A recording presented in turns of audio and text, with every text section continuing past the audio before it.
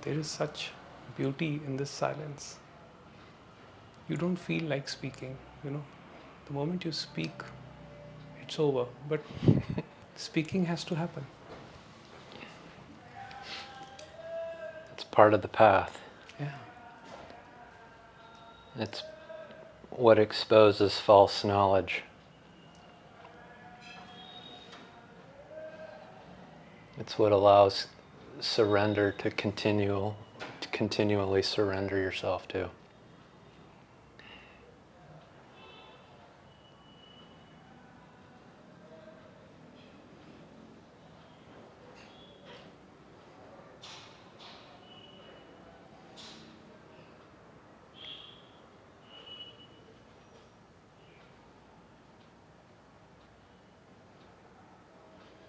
That's unconditional love. Is total surrender to what is.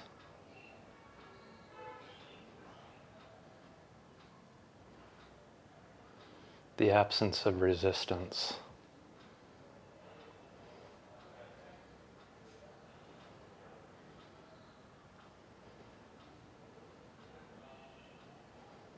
And the beauty is that it is readily available.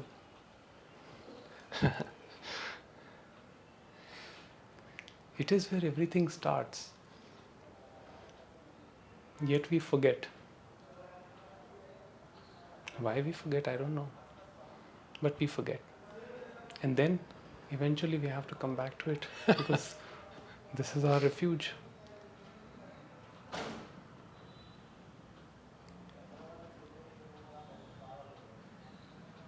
Until it's seen that there is no separation between it and yourself.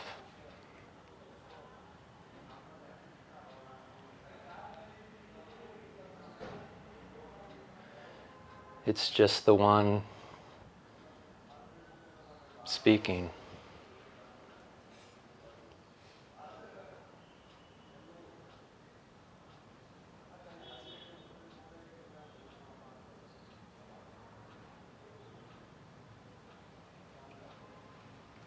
So let me start with a question.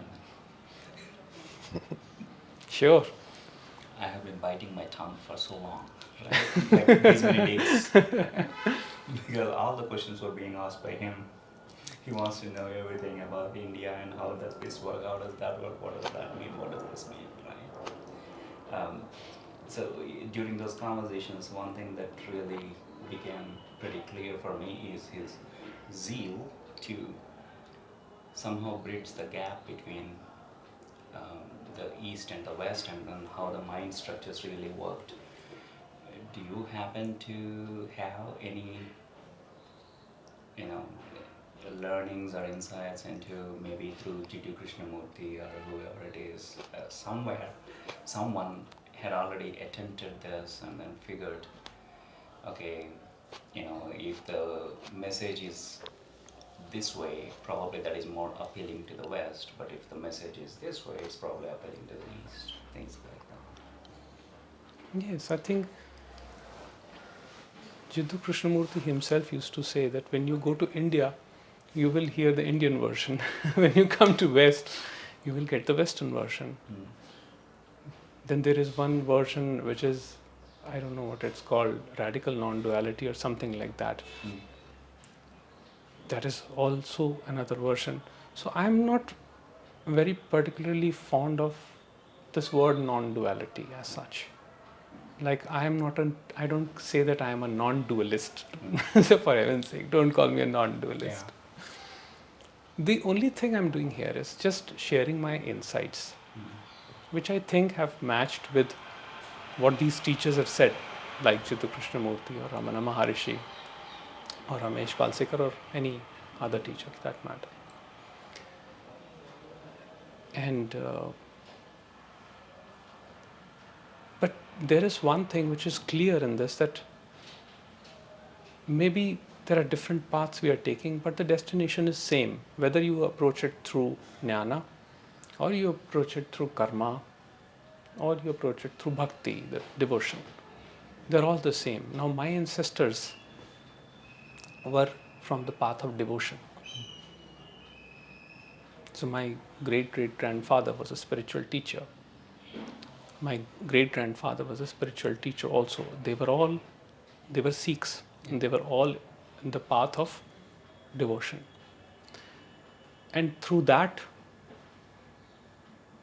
they, you know, that was their way of explaining and propagating the teaching. So yes, the cultural conditioning is there. Now that we have learned the language and we are more open because of technology to the Western audiences. So definitely, we have to speak it in a way so that a person in another country can understand it. Otherwise, there's a lot of Sanskrit shlokas written in the scriptures. you can keep reading all of that. But at some point, like for me, it was very clear that it has to be personal experience. Like, I know it sounds a bit, what is personal experience? But it has to be that. It has to be direct. Yeah. It has to be direct. And the West does have the bridging into the East through quantum physics and through psychology and neuroscience. So we can utilize that intelligence to bridge the gap, right? Because it all points to the one reality, right? And in their words, it's dark energy or the unified field. It's something along those lines, but it's pointing to the one that's generating the many. And so utilizing those tools, those human generated knowledge tools to bridge the gap from the mind into the heart. True. And to Robbie's point, it's like you have to start in the mind, right? For the West needs substance. It needs credibility, right? It needs to trust something at least a little bit. And once you are able to do that, then you can start to cascade into the East's heart, from the Western mind to the Eastern heart. True. And even Ramesh Balsekar would say that never discount the intellectual understanding. It does bring a lot of peace. But yes, the final thing is actually the awakening of the heart. Mm-hmm. Because no intellectual knowledge is actually going to get you there, in the reality. Yes. You have to be able to demonstrate that the heart has value, right? The heart is just a word in the States, in America. And it doesn't have direct meaning. It doesn't have true value to a Western mind. And it's demonstrating that it does. And how do we demonstrate that? How do we bridge that gap, that it has value and it's everything you've been seeking your whole life? That's the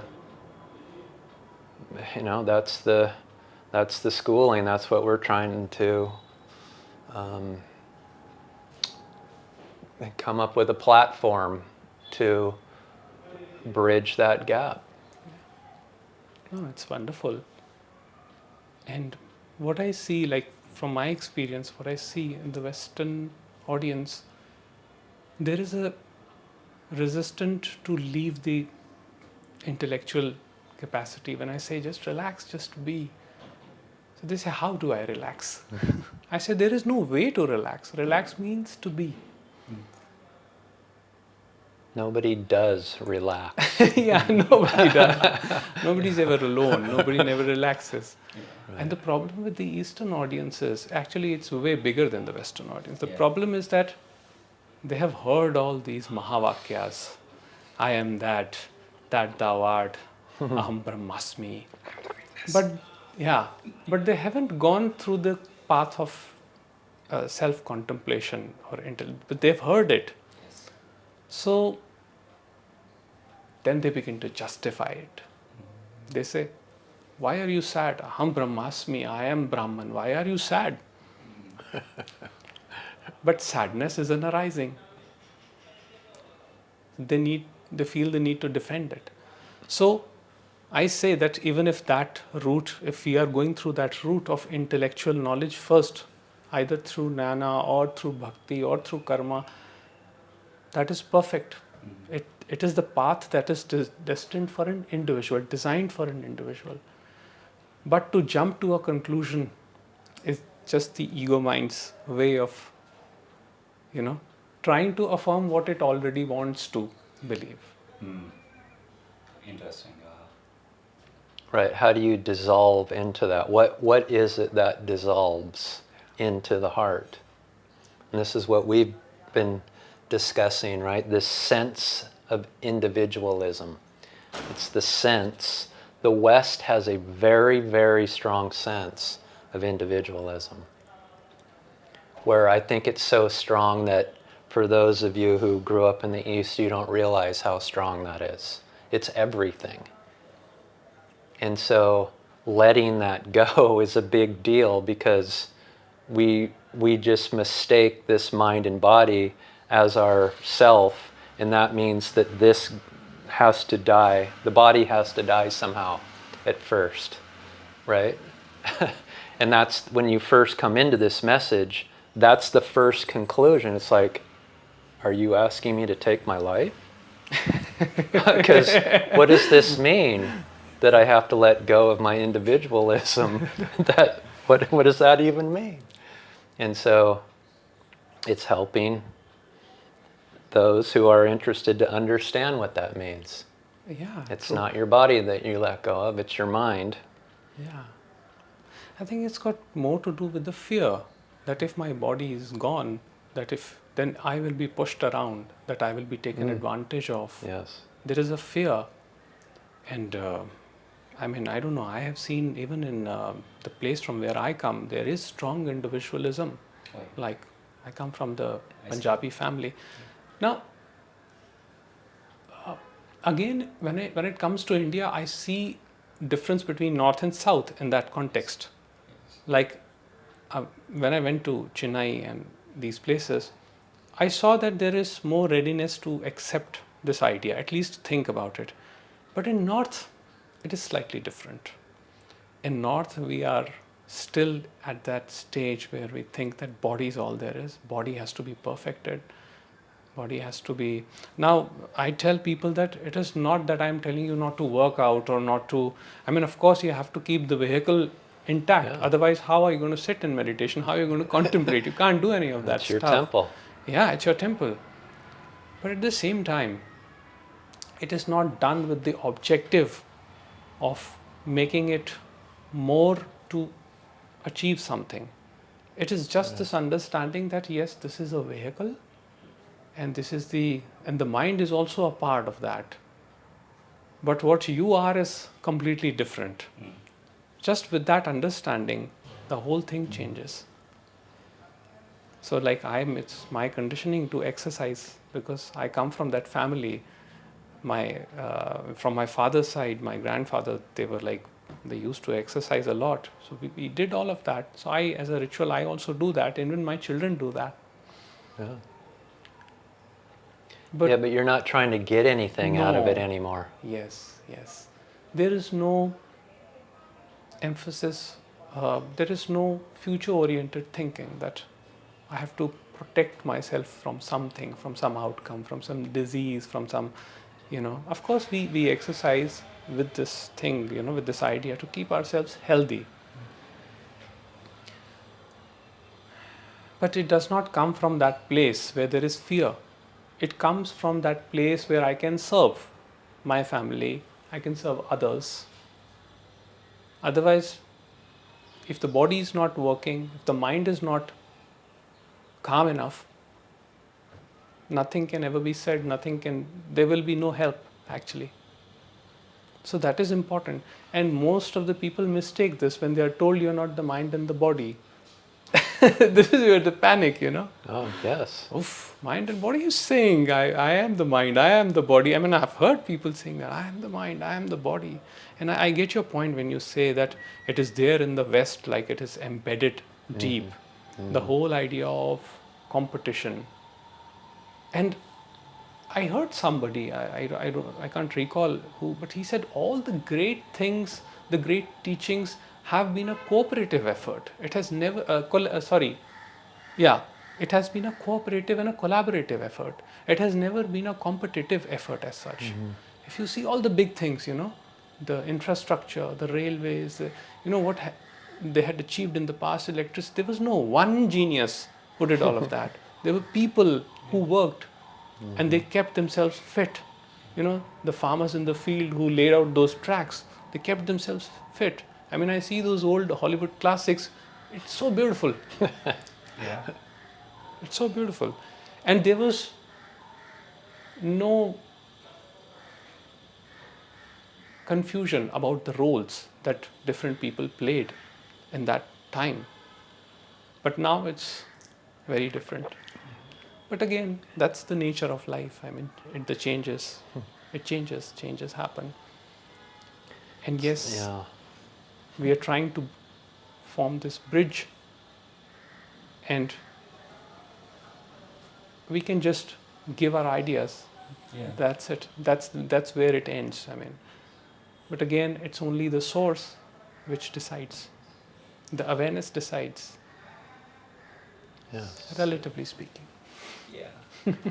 It's like having competition without desire for outcome. Yeah. Or, it's competition with no need to obtain anything from it. Yeah. Because you already are everything. You don't need anything else. But that competition, we could just say, is just life happening. Yeah. We just put a label on it as competition, but it's just life happening. Yeah, true. And when we operate with that sense that there's not anything special to this, what we are doing, we're just doing it because it brings a sense of satisfaction. When you talk about the one, it actually gives you bliss. And that is the only reason you talk about it. You don't talk to enlighten anybody. You don't do that. You don't try to force anybody, that it has to be this way. Yeah. But can we provide examples in terms of, Of like, course. let's say, in West, there is a predominant belief that whatever the West is because of that the trained mind over the time. They developed the thought and purified it, not purified but refined it. Yeah. Refined it over, and then it is a process, and they continue to do it in order for them to really create whatever they have achieved so far. So they take a lot of pride in that. Right. So, but there are two different ways of looking at it. Like any great thing that anywhere was achieved, it is the universal thought, Yeah. right? Yeah. But not to confuse that with individual stream of thoughts that are kind of like happening, right? So is there an example to say, yeah, that is true for universal thought, but let me tell you where thought can fail you, and then Yeah. give one or two examples for them to at least to turn them around to say, I say this simple thing yeah, when people claim the idea of greatness is of the mind. The mind wants to feel great about a certain thing, Yes. whether it is in scriptural knowledge, the spiritual knowledge, the religious knowledge, or it is the infrastructure of the high-tech gadgets or whatever.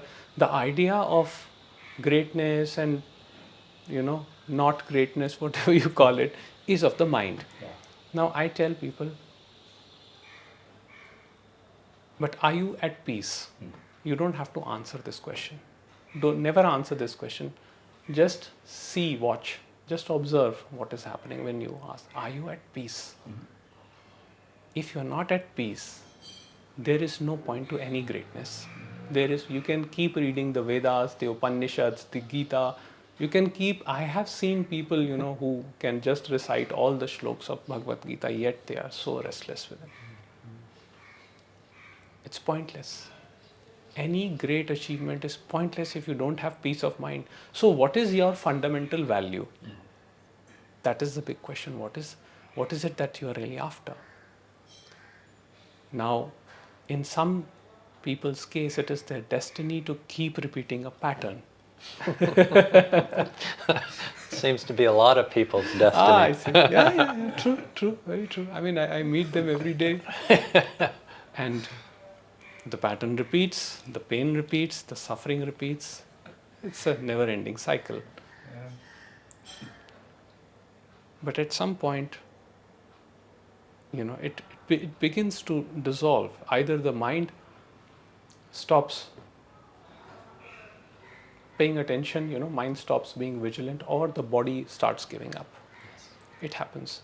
As we age, this whole pride in the great things that we have achieved, it begins to we begin to question it. My grandfather, he recently passed away during COVID. He was 98 years old. And he had been reading Guru Granth Sahib, our holy Sikh scripture, his entire life. And now, when that man, at the age of 96, says, it's all useless, that means 96 or 95, I don't remember, when the Uttarakhand floods happened, Oh, the cloud burst? I think so, yeah. When the Uttarakhand, I remember him, he was so disgusted, he just threw his paper and he said, there is no God. Now we know where that comes from. But you see, at some point, the mind begins to challenge. It reverts on itself. And I get a lot of emails from people where they tell me that they're going through this phase. Now, again, some masters call it dark night of the soul or the spiritual crisis or spiritual depression, whatever you want to call it. But that suffering which one goes through has a purpose. And I feel that without that final connection to the heart cannot happen. I mean, at least I have not seen anybody who could simply jump from an intellectual knowledge directly to the heart. I mean, I had the intellectual knowledge even 5-6 years back, but there was never this shift. There was never this jump, unless and until I put up my hands and I said, I don't want anything to do with Advaita. And then it happened. I didn't even realize what was happening. I was happier. I was becoming happier day by day. I felt more peaceful. I started connecting to people deeply. I never used to connect with people. So these changes started happening. And then there was no need for me I didn't feel the need to actually seek anything or to know anything, to get any answer. Yes, I go to my teachers, my elders, I listen to Gautam, Oh yeah, Sachdeva. Yeah, Gautam Sachdeva. I mean, he's like an elder brother. Yeah. And it's very peaceful in his company. And of course, his wisdom is there. But again, it is not there to learn anything. That thing has dissolved. Yes.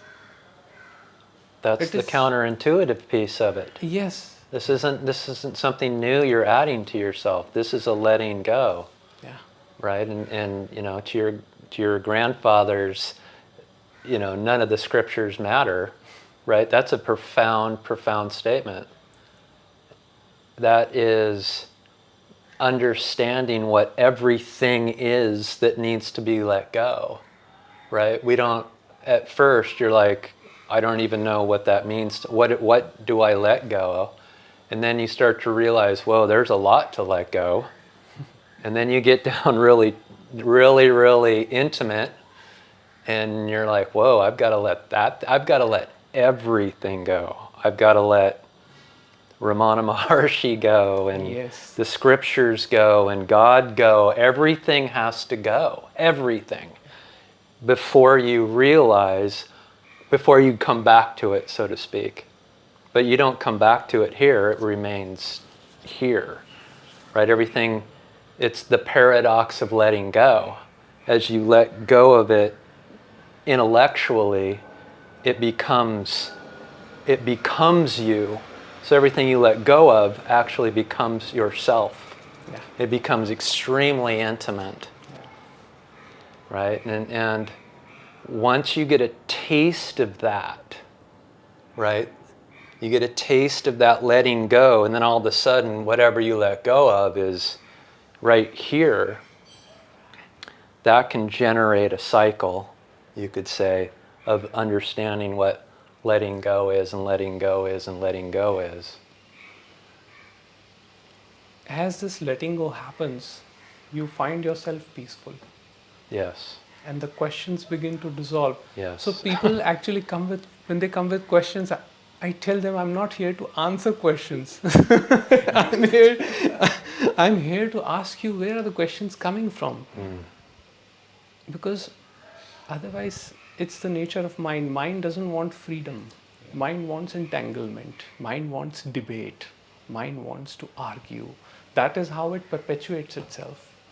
It wants to get hold on something. So if it says neti neti, not I, then it gets attached to not I. That is what Ramana Maharishi said, that even that is not going to help. He said nothing absolutely is going to help. Yes. Yeah, there lies the trouble, right? Like, it appears like we are talking on both sides, in the sense like, you are not peaceful the way you are, and nothing is gonna help you. So it's gonna put a lot of, the people in a quandary. Like, then what am I supposed to do? That is the thing. The whole idea of doership is deeply embedded in us. That is the whole problem. I think this question, just yesterday someone on YouTube asked me this question, that if everything is God's will, what am I supposed to do then? Then I said, do whatever you think you should do, do whatever you want to do. In any case, your doing does not matter. Yeah. But this idea of doership, that I can do something about it, I can do something to be from this point to this point, where the points are also there in imagination. So Yeah, it's like a noose, yeah, right? That you're pulling this noose, and this loop is getting smaller and smaller and smaller until it pulls itself free. yeah, And it will, at first we have these big loops. We move away from ourselves. In fact, we spiral off and we don't know how to come back. But once somebody shows us, oh, come back to yourself, come back to yourself, come back to yourself, they get smaller and smaller. But that's all doing, yeah, right? The very last little infinitely small loop has to be done by grace. yes, Right? That is that last little teeny bit of doer left in us that only from the direct experience of turning your attention into your own being and seeing you prefer to be there than this little last piece of doership, that's when it dissolves, and that's when you realize, oh, there never was a doer. There didn't need to be a doer. Right? But you've got to get that, like the ego will get this small. It will get that small. But it's not until you directly experience yourself and that grace pulls that last loop through. Right? The chit jata granthi is untied. true. So and that's when you realize, oh, there never was an ego. There never was a person. Yeah. And there didn't need to be. And that's okay. Yeah. Everything's okay. Trying to convince people of letting go of that last bit is like, telling, like dreaming and telling yourself that the dream is not real, Say that again. Like, for example, if you're dreaming, and in dreaming you are a spiritual seeker, and you say, I want enlightenment, and in your dream, somebody comes and say, wake up. So wake up. So in the dream, you can't wake up, But the moment you wake up, you see Yeah, there was no dream, nothing. There was no other person. There was no this, no that. It was all the same. Oh, yeah. So when that waking up happens, is not in the individual's control. It cannot be given by a guru. Guru can only point. Teacher can only point. So that is what teachers do. They only point. Beyond pointing is doership. Yes. Anything beyond pointing becomes doership. And that's the real question is I go back to what Muruganar asked Ramana Maharshi when to write Uladu Narpadu. He said, enlighten what the one reality is and the means to obtain it. So there's two pieces to that. And it's fairly easy to talk about the exposure of the one, right, in words that we talk about. But it's what everybody's truly after, who's in this seeking, is the means to obtain it. Yes. What are the means? How do I get there? I'm all in. I'm all here. Yes, I love that I am in. But how do I pull that last loop, which again is completely counterintuitive because you can't do it. That's the surrender, right? The self-inquiry and the surrender is somewhat happening simultaneously there.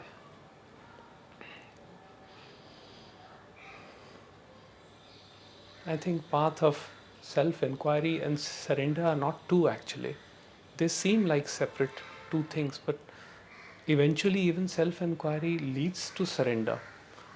I mean, that has been my experience, that until and unless I was convinced that I cannot do anything about it, I mean deep, that was, before that I did not know what love means. Yeah. Only after that I started loving people. I started knowing what love is. And for me there's nothing more important than love. And this word has been grossly misunderstood by people around the world. Oh my goodness, yeah. And the whole emphasis, that's why, when I'm talking, I sometimes stress on relationships. Now, the traditional Advaita teachers do not talk much about it. Of course, I don't consider myself to be a teacher in any way. I just speak what I experience. And with relationships, this is the only way to have a chance at that love. Of course, relationships are going to be turbulent. They're never going to be harmonious. There's going to be disharmony. But that disharmony is, the basis of that is also love.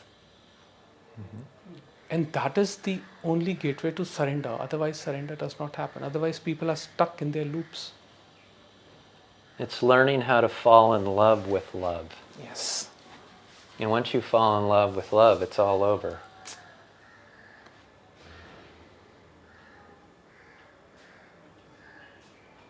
There's nothing more that's... Try saying that out loud and expect people to get that. Fall in love with love. Fall in love, and it's falling in love with yourself. Yeah. It's giving yourself the permission to fall in love with yourself and not your egoic self, right? This needs to be clarified. It's falling in love with your own existence. Satchitananda. Being consciousness bliss. Explain that a little bit. I think actually he would be very interested in knowing that concept as well. See, I honestly don't know much about it because I have not studied scriptures or anything like that. But what I understand is that these three are not separate. Being is consciousness and consciousness is bliss. And bliss is readily available. It is not the bliss, the worldly bliss that we talk about, the bliss that we have after drinking wine or after. The liquid spirituality. That's an experience. And that's an experience. But this bliss is what illuminates the experience. And sometimes, even I fall short of words. I don't have words to explain it. There's no way you can explain it actually. No. So, when we are in each other's presence, and when there is silence like there was, that's bliss. It's when consciousness becomes aware of its own existence. Yes. Bliss arises out of that. Yeah. The being's nature is made up of knowing, and through that knowing it is known. So the whole duality of experiencer and experienced object, all that creates confusion. That is why we begin this chase. Let me do this, let me do that. But once you see that everything is just made up of pure knowing, it is pure. That is what Chit is, that is what Ananda is. Then the whole movement stops, because mind knows, at some point it gets to know, now it's futile. Yeah, exactly. Now I can't do anything. I've done everything, I've tried, I've read the scriptures, I've prayed, I've meditated, I've done this, done that. No, it doesn't help. Now what do I do? Then it says, who is the doer? And when there's 100% conviction of what you just said, I would say that that's self-realization. That is self-realization. The person never gets self-realized. It is not the person. The person keeps emerging, and its nature is to be in doubt and confusion. It's not that. It's just that there is this openness to a higher awareness. I don't know if I'm putting the right words, but this is the best I can do. There is some sort of higher awareness you open up to. At the end of the day, all words fail us. Yes, Right. true. Yeah, so. That's why, Ramana Maharshi said that silence is the highest teaching. Like he would just sit silently, people would come close to him, and they would know what he's talking about or not talking about. Yeah.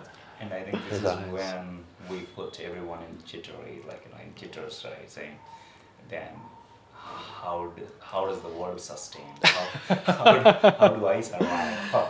And Well, responsibility. Look at the way you are sustaining the world right now.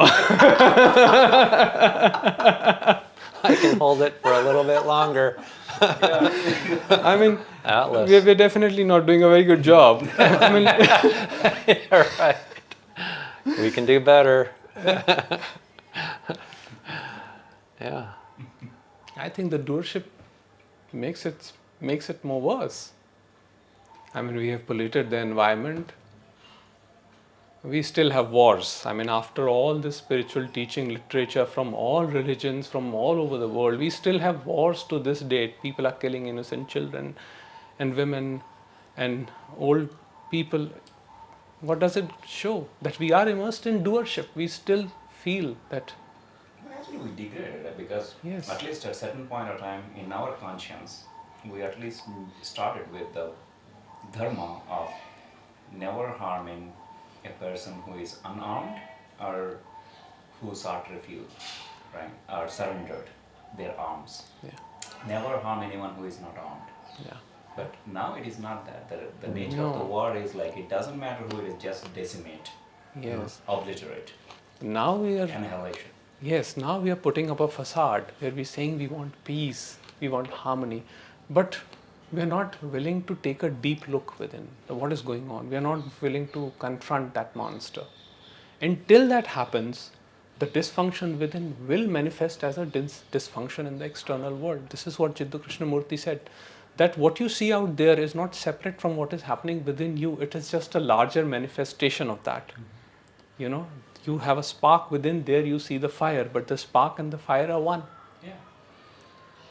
So, the thing is, we want to be good people, we want to be law-abiding people, loving to our families, but sometimes we put so much pressure on ourselves. Yeah. So much pressure that we don't even realize that we are actually torturing ourselves. We are not loving ourselves. So at some point, when the mind sees that doership is futile, what happens is that it reverts on itself. And that, according to me, is the beginning of self-love, true self-love. And then it finds that all there is the self.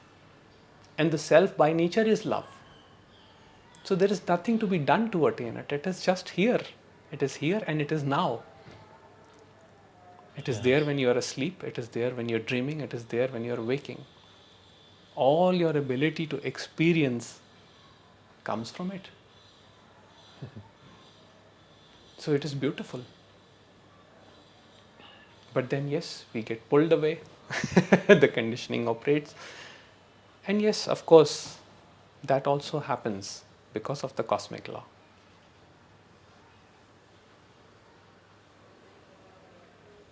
But through the means, which is self-inquiry or surrender, it's the unceasing inquiry. Yeah.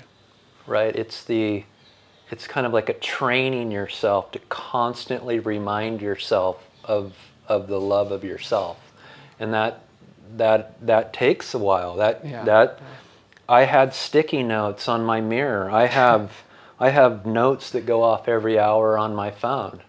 I mean, you have to play with the tool you're given, which is this thing at first, and you have to use it against itself. Yes. Right? So instead of spiraling off all the time in your thoughts and imaginations, how are you able to bring that back and remind and remind and remind and remind? And not just with your eyes closed in silence and self-inquiry, but out in your daily life. When you're having a conversation with somebody, you're like, remember, remember, remember, as you're talking, and as you're working.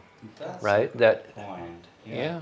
I think actually, sorry, but I think the reason why I wanted to interject is there are two separate things out here that happen, but in your case, you wanted to be conscious all the while, like throughout the day, because you're, kind of like dispensing your responsibilities and all of that, and still you want to be in service of that. In your case, you shut the doors, you just locked yourself up for quite some time and just immersed and then pouring through all of that.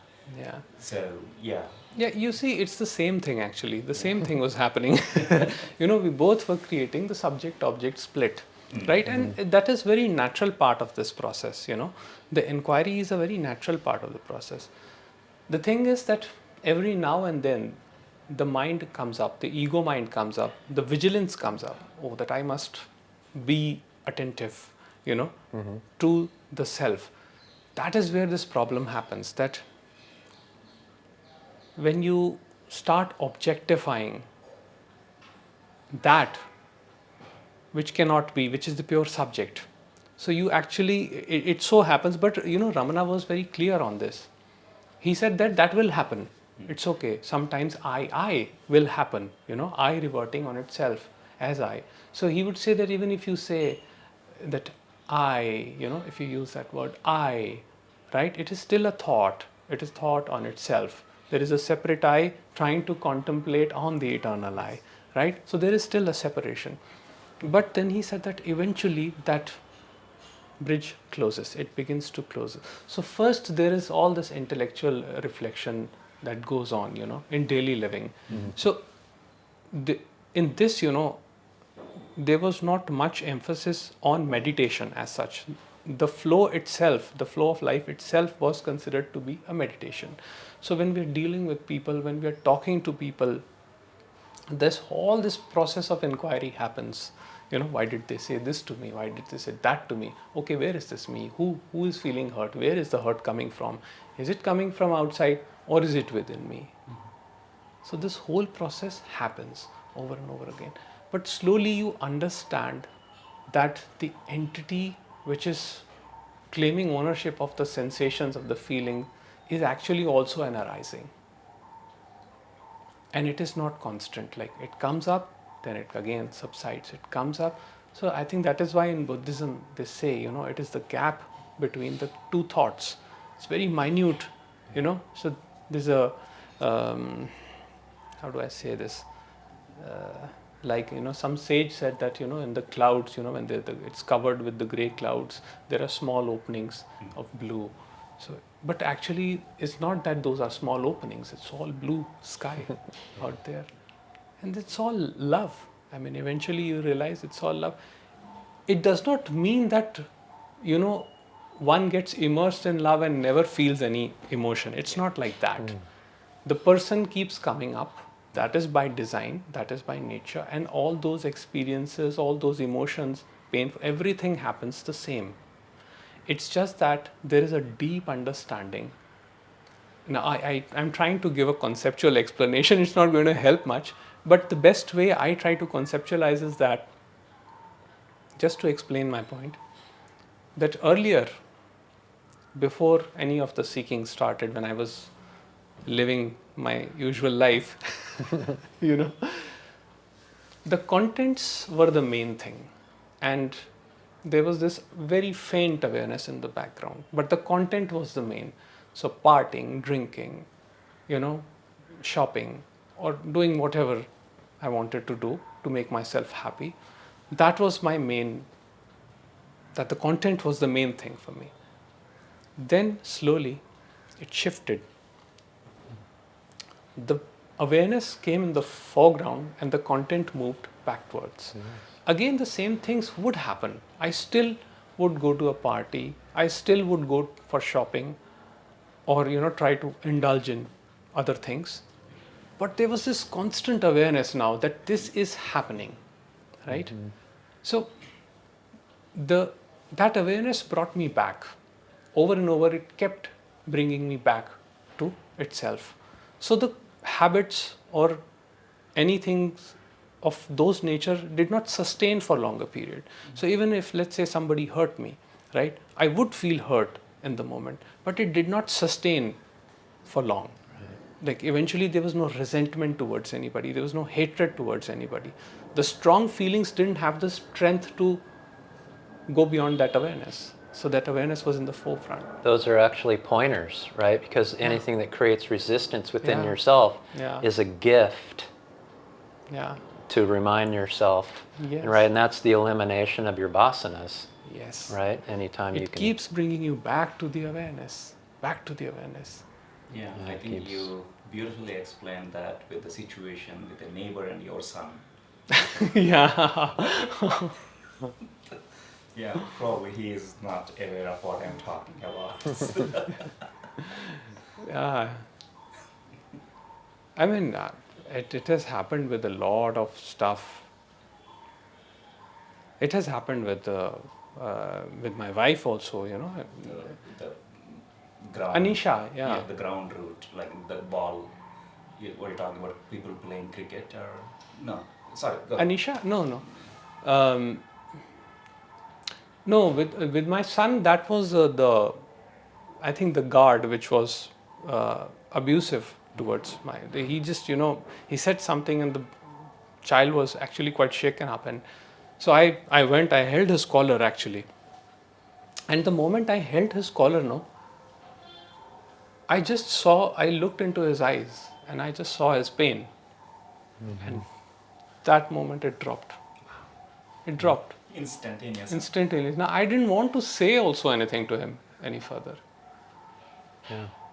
Before that, there was anger, rising of anger. And this has happened with me 2 times. 2 times. One time, there was a taxi driver.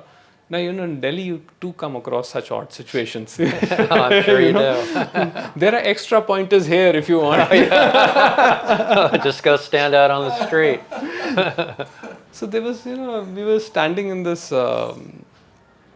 lane, and this was many years back, and this was before actually I was into any of this teaching. So my in-laws were leaving the house, and there was a taxi driver who came who kept honking, Now my wife told the taxi driver to just, calm down. And he kept honking, honking. So I got furious, So I went towards him again. I just held him like this. And in that instant, it just dropped. Now I didn't know what to do. Now he kept hurling abuses at me. And he was in his full form. And I was feeling love. I was just not angry at all. There was no anger at all. I didn't know how to respond. And I was, I just kept walking here and there, and he was honking, he was saying, please move. Eventually he came, eventually he looked at me and he said, and he went. Wow, that's amazing. So this has happened even with my son. Now my son was shaken up in that instant. And, I was very upset. I mean, I held his collar. But in that instant, like, it so happened that I could see the entire thing. That, the moment you look into anybody's eyes, you see the separation ending. Now, the thought that came afterward was that this was a, aged fellow. And okay, he had a reaction just as I am having a reaction right now. He also had a reaction, something. Now, if I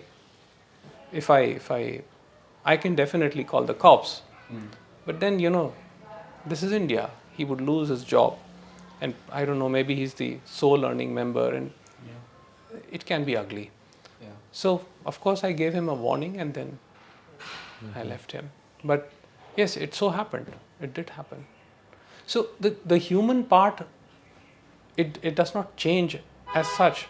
There are some changes do happen, but it's just that whatever happens in the moment. The momentary reactions do happen sometimes. But overall there is a peace. Like, you don't beat yourself up that, what happened? I shouldn't have done this. I shouldn't have, said, I should have handled it this way, that way. All that story begins to fade away. It begins to drop. You don't create any negative feeling towards yourself or towards the other person, because you know that it had to happen this way. There was no other way. Interesting. So can that be a pointer in someone's life, in the sense like how much they are beating themselves up after a particular thing? If that time frame is receding, they're making progress? Well, mind sees it like that. Yeah. Mind thinks in terms of progress. Yes. Exactly. But then it sees that, oh, progress is happening, I'm improving, and then another reaction happens another day, and then it says, oh, I'm back now. Back to square one. Back to square one. So, but what I see is that whatever happens in the moment, and nobody has any control over that, But once the awareness is seen, once the invocation of love or your being has happened, nothing sticks. Yeah. It doesn't stick. Well, that's why it's the greatest gift to humanity, because you showed the taxi driver the love of yourself, which calms him down too. So you both, by showing up as yourself, you diffuse a lot of confrontation. It's diffused. Yeah.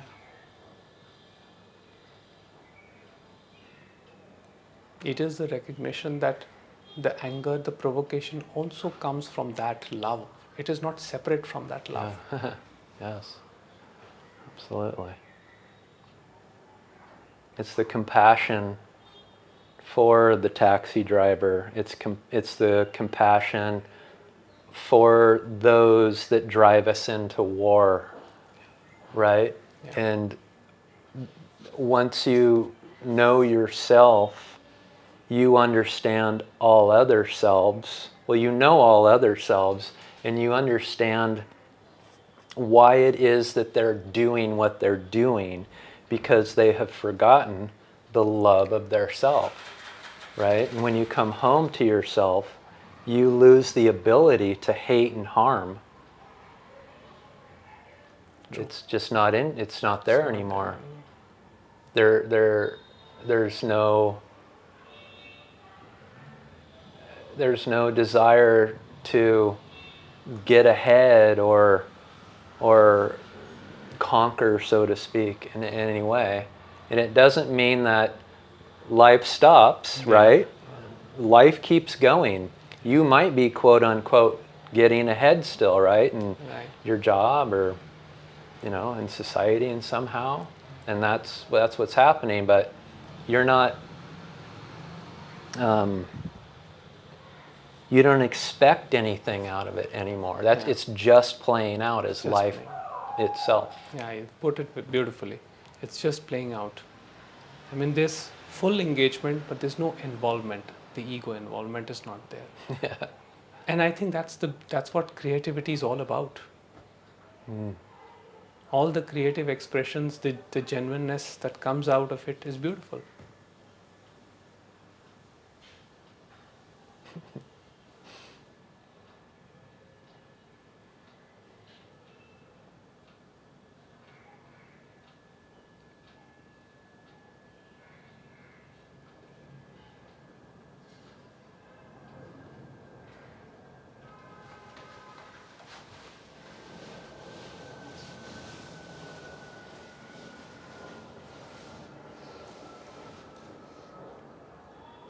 So, completely different topic. There's also some way of relating or saying. You want something? No, nothing. Yeah, sure. I'm done. Yeah. Please. Some way of saying or relating in certain sections of the society, of the spiritual progress. It's like mind integration, heart integration, and ultimately दीदी camera है वहाँ पे. ठीक है आप जाओ, कोई बात नहीं. Yeah. body integration. Is there something like that? Is it like progress, or is it like related, or what exactly does it mean? See, it is all a happening. Like I see it all as a happening. For the entity, there is always this concern with progress, and somehow we want to progress at something. So we keep imagining that this is happening, that is happening. But at the same time, like what I feel is the benchmark, so as to speak, although there is no benchmark, but just to give it a conceptual explanation, the peace is the only benchmark, which has been told by everyone, whether it's Ramana Maharshi or Ramesh Balsekar or Nisargadatta Maharaj. He would say peace. If you are feeling peaceful day by day, peaceful meaning that even when the circumstances are challenging, even when you have financial problems or health problems, even then you experience that peace. So that peace never eludes you. And that itself brings a sense of relief. That itself brings an end to the seeking. Otherwise, yes, I mean, there are a lot of teachings, a lot of concepts where they teach how to integrate and this. Now, under good conditions, everything is, everything feels peaceful. The body feels integrated with mind. But when when the mind is turbulent, or when the external circumstances change, then first, the ego comes up with this thought that I have lost it. I have lost my peace. But the very basis of that thought is being, is love. So it's never lost as such.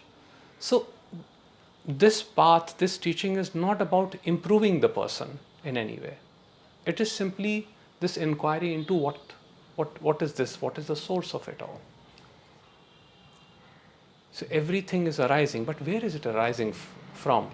If you think that it is arising from a separate entity, then of course the cycle continues, the cycle of pain and pleasure. Then you're bound, then you are bound to karma, right? then you will believe when you're bound to karma, then there are a lot of other concepts also that come with it. Yeah. But the moment you know that even the separate entity is only a thought, it's a conceptual thought, it's an arising, that itself is freedom, then there's not much concern with it. So yes, some days the body will feel integrated with the mind and the mind will be peaceful, it will be accepted. There are other days when the mind will not be very peaceful, that is also accepted. So as Scott was saying, that it is surrender to what is. That in a nutshell is Advaita. Complete surrender to what is. It cannot be forced. It cannot be given by anybody. It is an invocation. It happens through the grace. And all one experiences after that is gratitude. Immense sense of gratitude. Was your question based around what experiences, how do you know if you're making progress in this? So what I experienced was when something happened, when a situation happened, I expected my mind and body to act in a certain way. And that's who I was, you could say. A situation happened, and this body, the sense, the feeling, and the thoughts, whatever came out of that was who I was. When those started to die down, when the expectations of, if say somebody cut me off in traffic and I would feel when that started to die down, when the expectation wasn't aligning with the experience of my mind and body, meaning, and it was starting to deplete towards peace, that's what I would say is an experiential progress, because you're surrendering to what is. Or feeling closer to the heart. Right? Yeah. Okay. Yes. Right. That's just another way of saying, you could say they were your vasanas, right? They push you around. Those vasanas are just depleting, dissolving into being, which is peace. And then you don't expect, and then the expectations start to go away. You don't expect your mind and body to react in certain ways anymore, because they don't do that anymore. Yeah. So then all of a sudden in the end, there is no expectation anymore. There just is. And that's peace and love. Yeah, then let's do it up like FAQs. So there's also another way of dealing with the quest of spirituality in the West through, let us say, experiences, or unified experiences, like whether it is plant medicine, ayahuasca, or cocoa ceremonies and shaman things, right? How far are they helpful? Is it necessary at all? Is it recommended in some cases or certain cases? I don't know whether you would be able to. I think Scott will be able to answer this one. How did you know? Is it that obvious? Take a Babaji sometime. No, actually, I don't have any experience with any such thing. I mean, I have barely had, the only thing I've had is beer in my life. Yeah. And that too, I can count the times Wow. I've had beer. Yeah.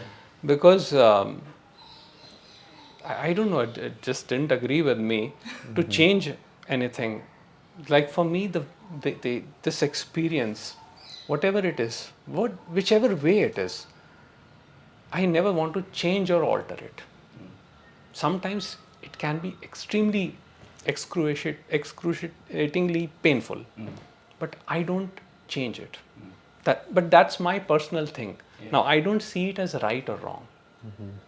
So I won't say that if somebody has tried something or had an experience through that, that is wrong.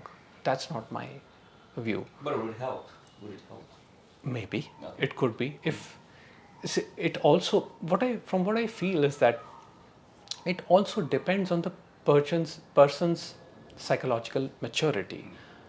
Like if someone has done some sort of self-reflection or some sort of spiritual work, and then they are trying those things out, then it will be a different experience. But someone who just wants to experience just for the sake of experiencing something, goes into it, that thing can may have a different effect. Like, because I was speaking to a psychotherapist in the US, and she told me that she had been to Peru 2 times and had ayahuasca.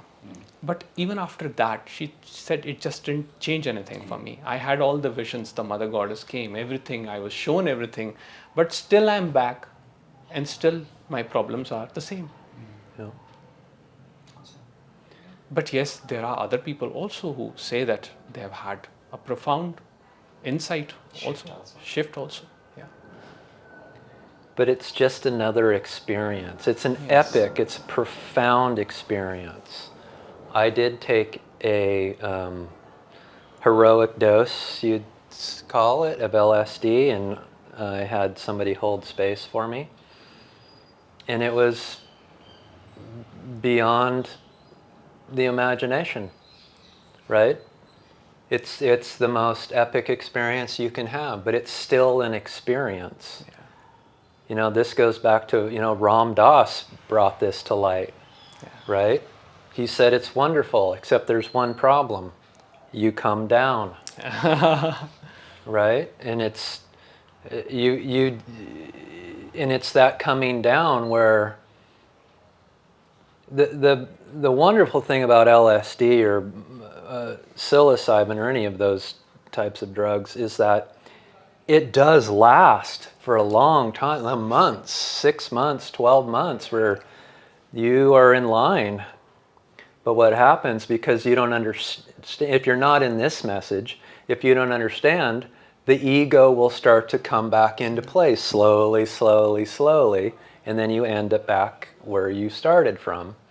And this message of Advaita, there's an end, right? A permanent end to the cycles of samsara. And so I would say relative to LSD would be, it would open you up to the possibility that when you did hear this message of Advaita, jnana, that you would be like, oh, that I need more of that. Like, I need more of that. So yes, I think it has a profound purpose, but it in itself cannot lead to self-realization. Makes sense. Good. Right? By doing it, Yeah. by being high on it, you will not. You will. There's a. Which is. I'm not quite sure why, because there are instances in it where you literally become objects or concepts. We talked about this. Like, I became calculus. There was not a doubt in this that I wasn't that. And you hear people saying I became God. But there's not a bridging, there's still a little gap there, because who was aware that you were God, right? You're not, I haven't never heard anybody say, I became awareness. You're always, I became something. That's interesting. I think that's Yeah. wherein lies the real truth. In fact, Nisargadatta Maharaj said that it is the background which is facilitating all these experiences that is missed, which is illuminating, because generally what happens is people get caught up in the experience, and like for the ego mind, that may seem something amazing. It may seem like an achievement. I mean, I get some emails where people ask that I've had that bliss and I want it over, I want it again. Yeah. And I've been trying for so many years doing this meditation, that meditation, this practice, and it's not happening. Yeah. And it's like what is obvious is missed over there. That's why the chase is happening. Chasing experiences, yeah. Yeah, even the experience which gave you the high was actually pointing to the peace which is very neutral. Yeah. What Ramana Maharishi would say is your natural state. So one time I was just meditating in this room. And I don't know, I went a little deep and a lot of time passed. I didn't get to know. And my family got worried because the door was locked. So after some time, I heard knocking and banging. Then I slowly came out of it. And then I opened the door and then they said, you've been here for 3.5 hours, 4 hours. What were you doing inside?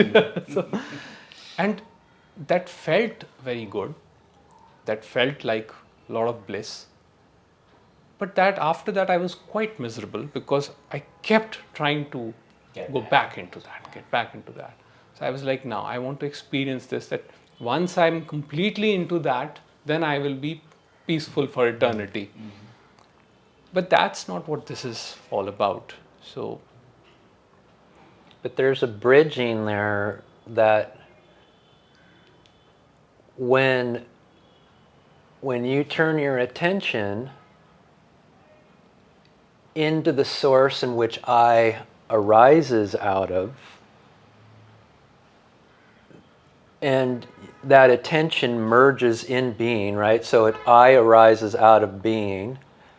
When that attention turns into being and rests in being, that is a non-objective experience of bliss. yeah. Right? So there is a somewhat place you're trying to get to. Yeah. Right? Because if not, then why am I doing anything? Yeah. Right? If it's not going to be different from the suffering, True. why am I attempting anything? True. It's a non-objective experience of being resting in and as itself, right? And that's bliss. True. So, you just have to, when I speak to people, I'm just make it very clear. It's a non-objective experience that this can't get. Yeah. If this knows it, it's not it. If you can describe it, it's not it. It's not it. In any way. Besides, again, we're going to come back to peace and contentment and satisfaction and wholeness and all of those words we're after, but it's still not that. Yeah, still not that. But the interesting thing is that it sort of bridges the gap because you never forget the glimpse. Whatever that is always I don't know how to put it in words, that awareness is always there then. Even when you're having an interaction, this becomes evident that this is here. It is here, it is now. But yes, the more you struggle with it, try to achieve it, attain it, that is where the paradox, the counterintuitiveness, where the mind cannot get that. That's where the mind struggles. How can I let go? How can I do no thing? How can I become effortlessness? It's nonsensical. Yeah. And it's letting that be okay, right? That it is nonsensical, because it's completely nonsensical. I think Ramesh, he explained the concept very beautifully. It's like the ego is so immersed in doership. At some point, it realizes that all doership is futile. So it says that if I'm not the doer, then who is this me? That question comes up, which is basically self-inquiry. And at that point, there is total silence, because the moment you say that I am this or I am not that, you're still, you're still identifying with the movement. But the moment you know that there's nothing can be done now, it's like a surrender, that like the way child surrenders, the state of the child. So in that, the entire thing, the awareness or whatever you want to call it, it just opens up, and you realize the magnitude, the infinite magnitude. Then after that, there's nothing actually that can be said about it. Nothing can be done about it. So yes, you were right, from the very beginning, that words fall short in this. But yes, it is beautiful to point. Yeah. It is beautiful to point, it is beautiful to listen, and that's why it happens. That's why the teachings happen. Yeah, that's the compassion side of it. It's the compassion.